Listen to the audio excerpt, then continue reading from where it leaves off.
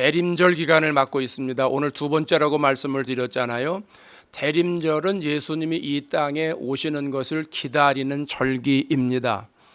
우리가 이 성탄은 기다리면서 준비를 해야 되고, 그리고 성탄이 되면 기다리는 마음 가지고 있다가 주님을 기쁘시게 맞이하는 그런 절기가 되었으면 좋겠다라는 것이죠. 가만히 있다가 예수님을 맞이한다든지 또 막연히 그냥 있다가 어느 날 갑자기 예수님을 만나든지 이러면 이건 우리가 예수님에 대한 영적인 예의가 아니다, 이런 생각을 합니다. 지혜로운 다섯 처녀처럼 깨어 있어서 주님을 기다리는 마음으로 살면 좋겠다는 것이지요. 예수님이 내 삶의 주인이잖아요. 그러니까 내가 주님을 기다리는 마음으로 이 대림절을 지나면 어느 때보다도 대림절이나 또 이 성탄절이 은혜롭다라고 생각을 합니다. 그러면 오늘 본문을 통해서 몇 가지 생각하면서 우리는 무엇을 하면서 기다리면 좋을까 하는 걸 생각해 보려고 합니다. 첫 번째로는 기도회에 참여하면서 기다리면 좋겠다는 것이죠. 1절 2절 말씀 비춰주세요. 여호와여, 내가 깊은 곳에서 주께 부르짖었나이다. 주여, 내 소리를 들으시며 나의 부르짖는 소리에 귀를 기울이소서. 시편에 보면 이런 부류의 형식이 나와 있는데 이걸 탄원시라고 말합니다. 그러니까 읽기만 해도 좀 상황이 좋지 않구나, 괴로운 상황이로구나, 절박한 상황이로구나 하는 걸 느끼게 됩니다. 탄원시를 보면 고통을 받고 있는 원인을 크게 두 가지로 해석을 할 수 있습니다. 두 가지. 하나는 내 죄 때문에 고통을 받는 거예요. 내가 죄를 지었기 때문에 그것 때문에 힘든 거예요. 다른 하나는 악한 자들 때문에 고난을 받는 거예요.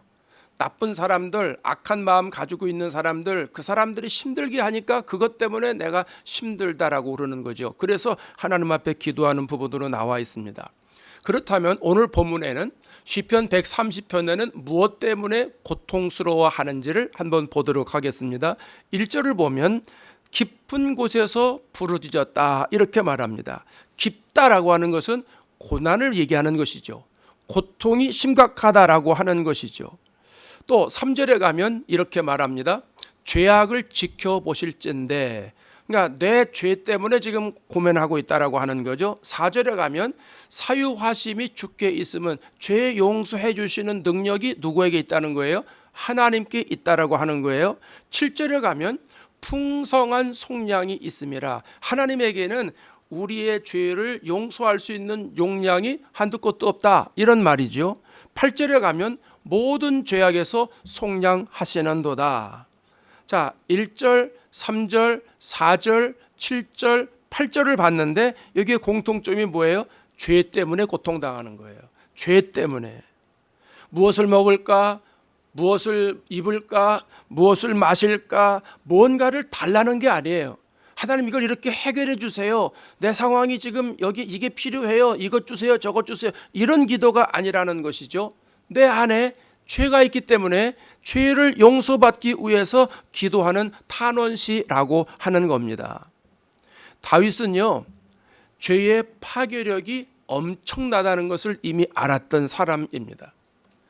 죄가 내 속에 들어오면 내 인생이 망가진다라고 하는 걸 알았던 사람이에요. 그래서 시편 51편에 가면 이렇게 표현을 합니다. 주의 성령을 내게서 거두지 마소서. 주의 구원의 즐거움을 내게 회복시켜 주시고 자원하는 심령을 주사 나를 붙드소서. 이게 언제 시냐 하면은요, 밧세바를 간음한 후에 회개하는 기도입니다. 밧세바를 간음을 통해서 자기가 죄를 많이 졌잖아요. 여러분, 죄를 지면 성령이 내 안에 역사를 안 해요. 그럼 나는 성령과 상관없는 사람이 됩니다. 그러니까 하나님과 내가 단절이 되잖아요. 그러니까 성령을 내게서 거두지 마소서. 내가 비록 죄를 졌지만 이 성령은 나에게 꼭 있어야 됩니다. 구원의 즐거움 내게 회복시켜 주옵소서. 내가 죄를 지어서 구원의 즐거움이 없어질지 모릅니다. 그러나 내 속에서 구원의 즐거움이 넘치도록 내 심령을 붙잡아 달라고 하나님 앞에 간절하게 기도합니다. 이 죄의 파괴력 때문에 다윗이 이렇게 기도하고 있다라고 하는 것이죠. 여러분, 죄는 우리를 비참하게 만듭니다. 성령의 지배를 벗어난 사람으로 만들어 갑니다. 구원의 감격을 다 빼앗아 갑니다. 예배의 기쁨을 다 빼앗아 갑니다. 기도하지 못하게 만들어 놓습니다. 이사야 59장의 말씀처럼 하나님과 우리 사이를 갈라놓는 것, 이 발음이 이렇게 안 돼요. 하나님과 우리 사이를 갈라놓는 것, 이게 죄의 위험성이라고 하는 겁니다. 여러분, 신앙생활은 하나님과 나와의 관계인데 죄 때문에 하나님과 내가 멀어진다면 이건 불행 아닙니까? 죄가 이렇게 만들어 간다라고 하는 겁니다. 우리가 죄에 빠진 경험이 있잖아요. 죄가요, 처음에는 아주 달콤해요. 죄가 처음부터 쓴 거는 없어요. 죄는요, 얼마나 감미로운지 몰라요. 그래서 미혹당합니다. 조금씩 이제 맛배기로 맛을 봅니다. 살짝 발을 뒤로 놓다 보면 나중에 어떻게 돼요? 붙잡힙니다. 붙잡혀가지고 내가 죄가 일상화되지 않습니까? 그러다 보면 죄가 일상화되면 죄와 친합니다.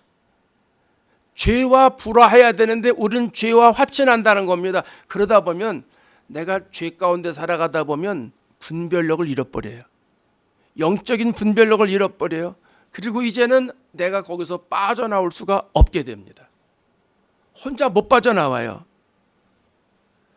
여러분, 마약에 빠지면 힘들어요. 어려워요. 노름에 빠져보세요. 카지노에 열심히 돈 갖다 바치는 사람 많잖아요. 우리 타운에. 거기 한번 빠져보세요. 또 유튜브에도 한번 빠져보세요. 정신 못 차려요. 남녀노소 구분이 없어요. 결국은 어떻게 돼요? 죄의 종으로 살아갈 수밖에 없다라고 하는 거예요. 그러면 고통의 세월이 계속 펼쳐질 것 아니겠습니까? 다윗은 일찍이 죄가 주는 고통을 알고 있었던 것이죠. 죄의 삭은 뭘까요? 사망이죠. 이걸 알고 있기 때문에 죄가 장성하면 사망을 낳느니라, 이걸 알고 있던 사람이기 때문에 여호와여, 내가 깊은 곳에서 주께 부르짖나이다. 내가 이 고통 가운데서 주님께 기도합니다. 내 부르짖는 소리에 귀를 좀 기울여 주옵소서. 아주 애절하게 기도하고 있다라고 하는 겁니다. 여러분, 성탄절이 다가오고 있는데 예수님이 이 땅에 왜 오셨나요? 요한일서 3장 5절에 가면 이렇게 설명합니다. 그가, 예수님입니다, 우리 죄를 없애려고 나타나신 것은 너희가 아나니 그에게는 죄가 있느니라 없느니라? 없느니라. 죄를 없애려고 예수님이 이 땅에 오셨다라고 하는 겁니다. 여러분, 죄는 뭘로 용서가 돼요? 십자가의 보혈로 용서가 되잖아요. 예수님은 우리가 이 땅에서 죄 용서받고 거룩하고 정결하게 모든 불의에서 깨끗하게 살기를 원하신다라고 하는 겁니다. 다윗이 이 사실을 알고 있기 때문에 오늘 7절 8절에 이렇게 권면하고 있는 거예요. 7절 한번 볼까요? 여호와께서는 인자하심과 풍성한 속량이 있음이라. 하나님이 인자하시잖아요. 그래서 우리의 죄를 용서해 주신다라고 하는 거예요. 또 8절에 가면 뭐라고 그래요? 이스라엘의 모든 죄악에서 속량하시리로다. 한 사람 한 사람의 죄도 속량하시지만 이스라엘 전체의 예수 믿는 모든 사람들, 또 이스라엘 나라 전 세계 모든 사람들의 죄를 속량하시는 힘이 있다라고 하는 사실입니다. 여러분, 죄 용서하시는 능력은 주님께만 있는 줄로 믿습니다. 죄는요, 돈으로도 용서 안 돼요. 권력으로도 용서가 안 돼요. 부자라고 해서 용서가 되는 게 아니에요. 죄의 용서의 능력은 주님만 있다라고 하는 거예요. 그래서 여러분, 내가 예수님을 생각하면서 내 죄를 용서받고자 하는 마음이 있어야 돼요. 그러기 위해서는 내 죄를 찾아야 돼요. 여러분, 우리가 겉으로 이렇게 멀쩡하게 생겼어도 파고 들어가면 죄가 계속 나와요. 오늘 이제 이삿짐을 쌓잖아요. 우리 이 공간에 뭐가 이렇게 많은가 싶지만 저거 이제 캐비넷 열고 냉장고 열고 서랍 열고 꺼내기 시작하면 얼마나 많이 나오는지 몰라요. 이사해 보셔서 아시잖아요. 우리 집에 이삿짐 별로 없어. 웬걸 가보면 계속 나와. 여러분, 우리 속에 죄가 끄집어내기 시작하면 나는 죄 별로 없어 그런 것 같지만 한번 끄집어내기 시작하면 계속 나와요. 언제 내가 이렇게 죄를 많이 졌나? 언제 내가 이렇게 죄에 빠져 살았나 할 정도로 내가 깜짝 놀라요. 여러분, 우리가 이렇게 죄가 많은 사람들이라고 하는 거예요. 요즘 우리가 50일 기도회를 하고 있는데 이번에는 성탄절이 껴 있으니까 평소하고 다른 기도를 했으면 좋을 것 같아요. 나를 죄에서 구원하신 구세주를 기다리는 마음으로 기도합니다. 내 죄를 정결하게 하시는 예수님을 내가 그리워합니다. 내 영혼에 햇빛 비치는 역사가 나타나게 주옵소서.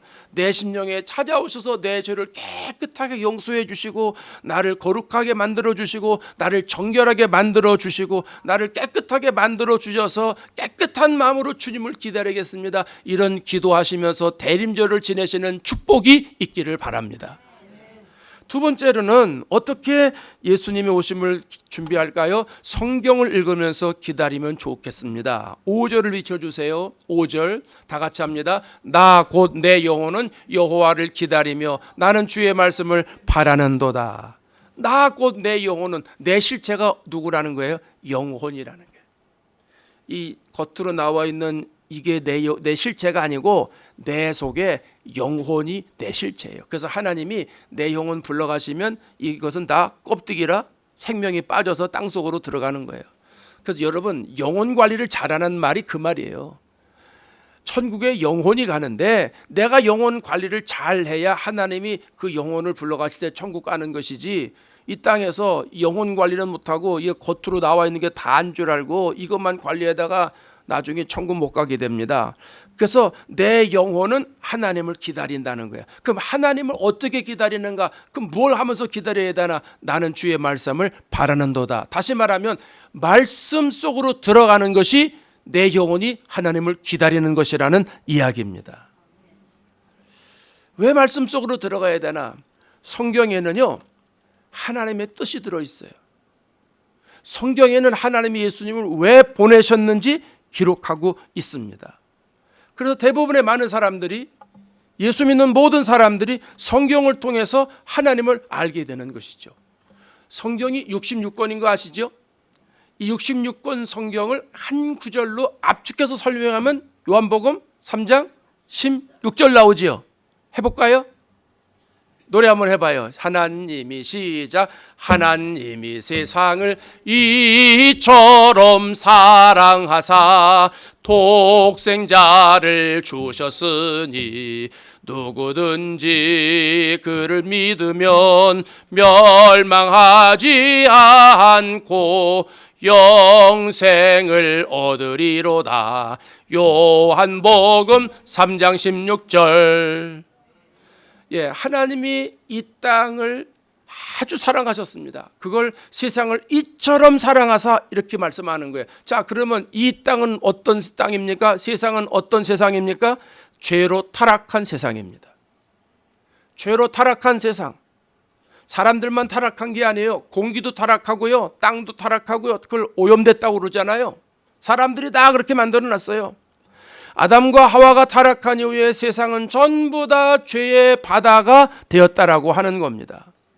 여러분, 죄에 물들어 있는 사람이 죄악에서 계속 살아가면 죄가 더 지번복이 되지 않겠습니까?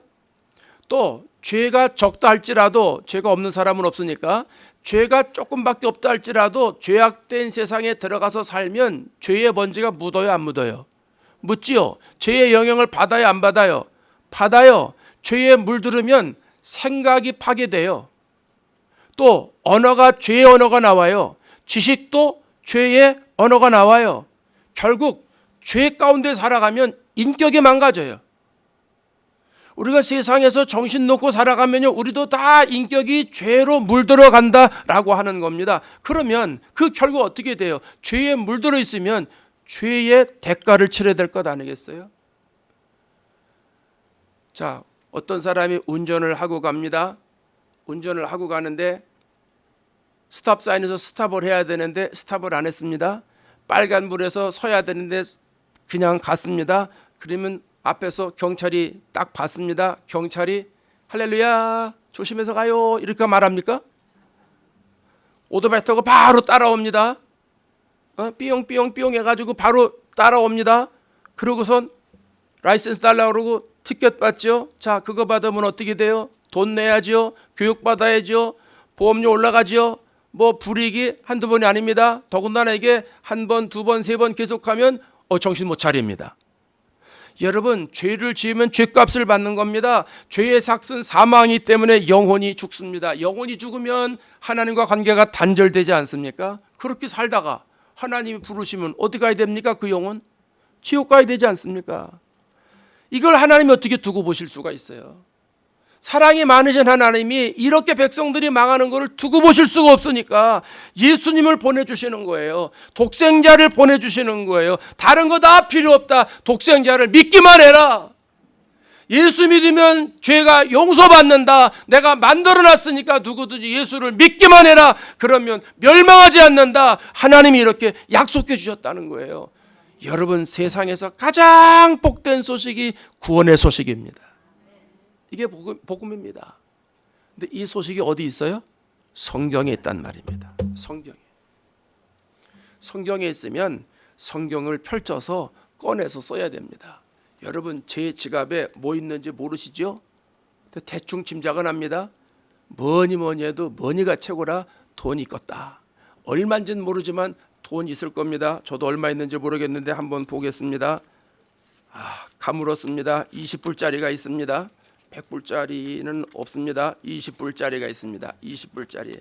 자, 20불이 얼마나 귀합니까? 20불도 귀합니다. 자, 20불도 귀한데요. 이 귀하다고 계속 여기에 이렇게 지갑에 넣어놓고선 늘 이렇게 붙잡고만 있습니다. 그러다가 어떤 사람이 배고파서 죽었대요. 여러분, 성경에 정말 복음이 있고 생명이 있고 진리가 있습니다. 너무 귀합니다. 귀하다고 만날 붙잡고만 있으면 어떻게 될까요? 생명을 얻지 못합니다. 열어야 됩니다. 그리고 읽어야 됩니다. 그리고 내 것으로 만들어야 됩니다. 그래서 우리가 성경을 읽는 거예요. 그 성경에 보면 놀라운 예언이 되어 있잖아요. 이사야 7장 14절에 이런 말씀을 하지 않습니까?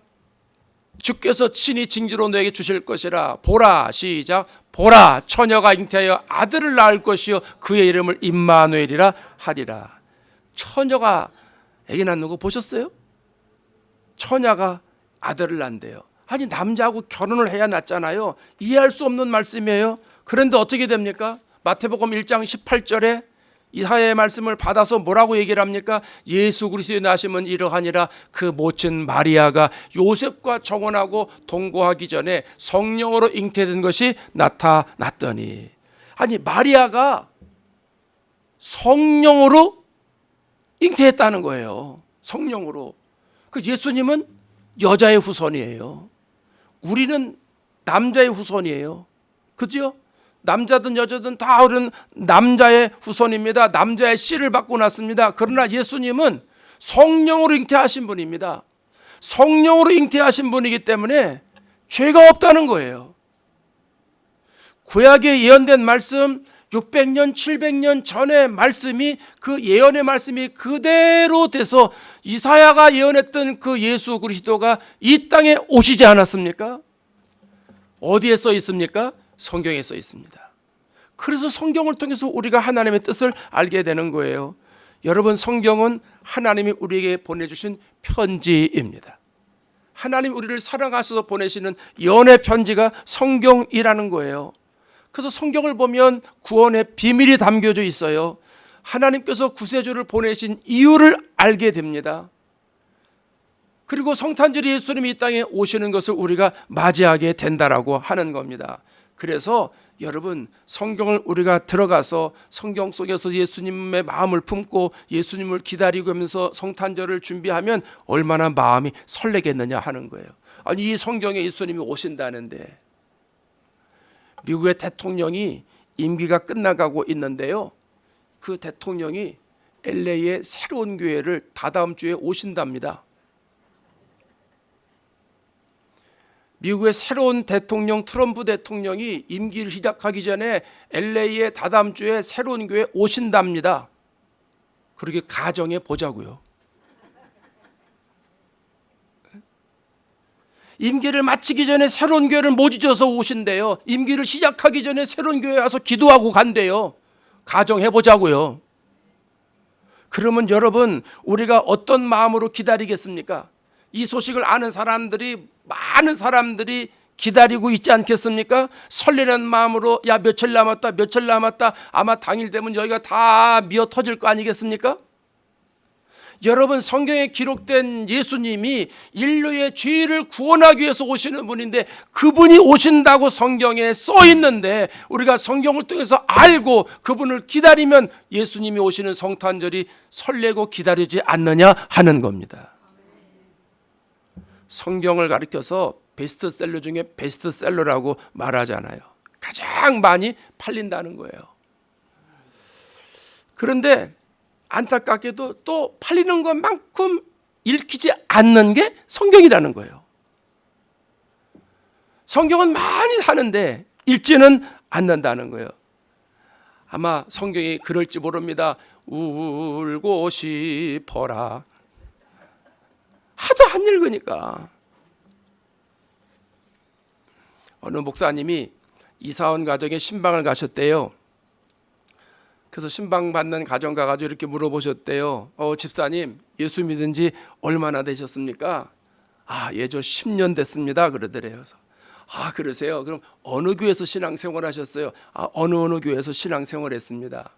10년 정도 됐고 예수 믿었다고 그러니까 성경을 많이 읽었겠구나. 그래서 그러면 성경을 얼마나 읽으세요? 그랬더니 아마 이 집사님이 잘난 척하는 분이었던가 봅니다. 목사님, 저는 성경을 읽지 않으면 밥맛이 없습니다. 그래서 목사님 마음이 좋은 거예요. 야, 정말 좋은 교인이 왔구나. 성경을 안 읽으면 밥맛이 없다는데 우리는 아직 그 수준도 못 가는데 그런 교인이 왔으니 얼마나 감사해요. 그래서 이쯤 있는데 그러고선 이 집사님이 가만히 있고 그냥 서로 차 마시고 얘기하고 기도하고 그러면 끝났으면 좋은데 아이에게 얘기하는 겁니다. 예, 엄마가 자주 있는 거 가져와라. 그랬더니 아이가 엄마 그랬더니 여성 잡지 갖다 주더랍니다. 꼭 그분만 그러겠습니까? 우리가 이렇게 성경을 잘 읽지 않는다라고 하는 겁니다. 근데 제가 한번 테스트는 아닌데 한번 해봤어요. 이걸 어떻게 읽으면 좋을까? 언젠가 고난주간에 이 고난주간은 성경을 작정하고 한번 읽어봐야 되겠구나. 그리고선 월요일부터 성경을 꾸준하게 읽는데요. 목요일쯤 되니까 신약 성경을 한 번을 띄겠더라고요. 저는 한국에 올 때 신약 성경을 한 번 읽고 오거든요. 비행기 타고 갔다가 비행기 타고 오면서. 그러니까 LA로 이사 오고 나서는 시간이 좀 2시간이 더 늘었습니다. 그래서 훨씬 또 여유가 생겼습니다. 샌프란시스코 올 때는 1시간이 더 빨라요, 여기보다. 그러니까 LA는 1시간이 더 느리니까 오고 갈 때 성경을 한 번 읽게 됩니다. 뭔 말이냐 하면 생각보다 이렇게 오래 안 걸린다는 거예요. 그래서 여러분 성탄절이 지금 17일 정도 남았는데요. 이 17일 동안 우리가 성경을 적어도 마태복음, 마가복음, 누가복음, 요한복음 이 4복음서를 한번 읽어보면 어떨까 하는 생각이 있어요. 충분히 읽을 수 있어요. 예수님이 직접 하신 말씀이니까 내가 한번 성경 속으로 들어가 봐야 되겠다 생각 가지고 복음서로 들어가 보면 그리고 성경을 꾸준하게 읽으면 그러면서 성탄절을 맞이하면 얼마나 이게 의미가 있을까? 얼마나 주님이 좋아하실까? 이런 생각을 하게 됩니다. 어떤 분 그럴 수 있습니다. 목사님, 읽어도 뭔 말인지도 도대체가 당체 알 수가 없습니다. 괜찮습니다. 무슨 말인지 몰라도 괜찮습니다. 여러분 그거 아시죠? 성경은 하나님의 영감으로 기록된 거예요. 그러면 읽는 사람들에게 하나님의 영감이 와 닿습니다. 제가 자주 말씀드리지만 성경을 처음부터 끝까지 고시 공부하듯이 달달달달 외우고 그래야지 은혜 받고 신앙생활하는 거 아닙니다. 그래야 사람이 변화되는 거 아닙니다. 사람은 한 구절 말씀에 한 단어에 변화되고 사람들이 새로워지는 겁니다. 그러면 복음서를 통해서 읽다가 하나님이 나에게 주시는 영적인 감동이 주시는 말씀이 있거든요. 나도 모르게 그 말씀에 내 마음이 숙연해지고 그 말씀에 내가 무릎 꿇어지고 그 말씀에 눈물이 나고 그 말씀 붙잡고 기도하게 되고 그 말씀 따라서 내가 살아가게 되고 베드로처럼 주의 말씀에 의지해서 그물을 내리겠습니다 하는 일들이 일어납니다. 그러면 그 사람 변화되는 거예요. 그 사람 수지 맞는 거예요. 그러면 눈이 열렸잖아요. 영적인 눈이 열렸잖아요. 그리고 성경을 가보면 내가 모르던 게 또 나오는 거예요. 그럼 눈이 또 열려요. 또 보면 또 열려요. 보면 또 열려요. 그래서 하나님과 내가 친밀해지게 되는 겁니다. 성경을 읽으면서 하나님의 말씀이 내 심령을 촉촉하게 적시게 된다는 거죠. 그럼 내가 성경에 물들어 있으면서 성탄절을 맞이하게 된다는 거죠. 이 축복을 누리자는 겁니다. 그 다음에 세 번째입니다. 예수님 오심을 어떻게 준비하면 좋을까요? 학수고대하며 기다립시다. 따라해 볼까요? 학수고대하자. 자, 6절 말씀 한번 비춰주세요. 6절, 파수꾼이 아침을 기다림보다 내 영혼이 주를 더 기다리나니 참으로 파수꾼이 아침을 기다림보다 더하도다. 파수꾼이 아침을 기다림보다, 파수꾼이 새벽에 들어오기를 얼마나 사모하겠습니까? 요즘이야 군대도요 CCTV가 다 있어가지고 전방을 가도 옛날처럼 총 들고 바깥에서 이렇게 안 한답니다. 밤에도 다 첨단 장비를 갖다 놔가지고 안에서 다 그거 보고 근무하는 이런 시대가 됐답니다. 근데 우리 장로님 계시지만 젊었을 때 군대 갔다 오신 분들 경험했을 겁니다. 밤에 보초를 할 때 시간이 왜 이렇게 안 갑니까? 마치 밤에 철야기 돌 때 시간이 안 가는 거고 비슷합니다. 은혜가 될 때는 밤에 시간이 그냥 쭉쭉 갑니다. 기도할 때도 시간이 쭉쭉 가는데 기도가 안 될 때는요 밤이 왜 이렇게 길은지 모릅니다. 똑같은 현상이 나타난다라고 하는 겁니다. 또 그러다 보니까 잡생각이 나고 또 이렇게 졸린지, 밤에 보초 쓰면요 시간 안 가면 졸립니다. 요즘같이 겨울 같을 때는 더 춥겠죠. 고역이죠. 이럴 때 기다리는 것, 아침이 기다려지지 않습니까? 아침에 교대가 있으니까 아침이 기다려진다는 얘기예요. 다윗은 파수꾼이 아침을 기다리는 것보다 더 주님을 기다린다라고 하는 겁니다. 그 이유를 우리가 1절과 5절에서 배웠습니다. 나를 죄로부터 구원해 주시는 분이 오시니까 내가 기다려지는 거예요. 나에게 말씀으로 영원한 생명을 주시는 분이 오시니까 기다려지는 거예요. 저 어릴 때는요 시골에 살았는데 부모님이 어디 갔다 오실 때 뭐 사다 줄까? 아 이게 필요합니다. 사다 주세요. 그러면 알았어. 이따 올 때 내가 그거 사올게. 그리고 부모님이 바깥에 나갔다 들어오시는데 계속 기다립니다. 여러분 부모님을 기다리는 겁니까? 선물을 기다리는 겁니까? 선물을 기다리는 겁니다. 점심 넘었는데 왜 이제 오실까 저제 오실까 기다려도 안 옵니다. 다른 데 못 나갑니다. 계속 기다립니다. 왜? 선물을 갖고 오실 거거든. 그러면 선물을 가지고 들어오십니다. 이제 기침 소리가 납니다. 대문 소리가 납니다. 그러면 단숨에 달려나가지고 엄마 그거 사왔어? 엄마는 쳐다보지도 않습니다. 선물 사왔느냐? 왜? 선물이 나에겐 중요하니까. 그게 어린아이의 마음 아닙니까? 여러분 예수님이 성탄절에 오신답니다. 우리에게 영원한 생명을 가지고 오신답니다. 죄를 용서해 주시는 선물을 들고 오신답니다. 기다려지지 않겠습니까? 기다리지 않겠느냐 하는 거예요. 그럼 우리가 그 예수님을 학수고대하면서 어떻게 기다려야 되는가?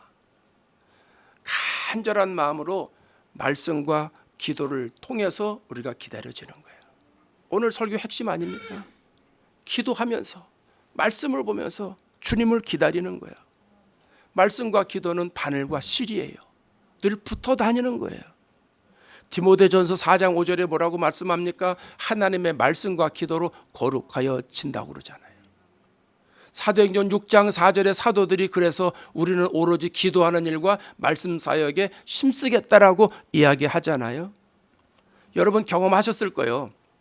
성경을 읽으면 성령께서 이거 붙잡고 기도해야 되겠구나 그 마음 주시지요. 나도 이렇게 기도하면 좋겠구나 그 마음 주세요. 또 기도하면 성령께서 말씀을 깨닫는 마음을 허락해 주신다는 거예요. 그래서 말씀을 읽고 기도하거나 기도하고 말씀 읽으면 척척척척 맞아 들어가요. 근데 이게 말씀은 읽는데 기도를 안 하잖아요. 성경은 많이 알아요. 기도를 잘 안 해요. 그러면은요 이 사람은 지식적으로 예수를 믿게 돼요. 아는 것만 많어. 그럼 나중에 뭐만 살아요? 요것만 살아. 입만 살아. 아는 게 많으니까 많다는 걸 얘기를 해줘야 되잖아요. 성경에 아는 걸 계속 얘기를 해. 근데 능력이 있냐 없냐? 없어요. 권세가 있느냐? 없어요. 뭐가 빠져서 그래요? 기도를 안 하니까. 근데 또 반대 현상이 있어요. 기도는 열심히 하는데 성경을 안 읽네. 기도는 엄청나게 합니다. 뭐 방언도 뚜뚜 따따 뭐 굉장합니다. 기도하면 뭐 1시간 2시간 막 합니다. 근데 성경을 안 읽어요.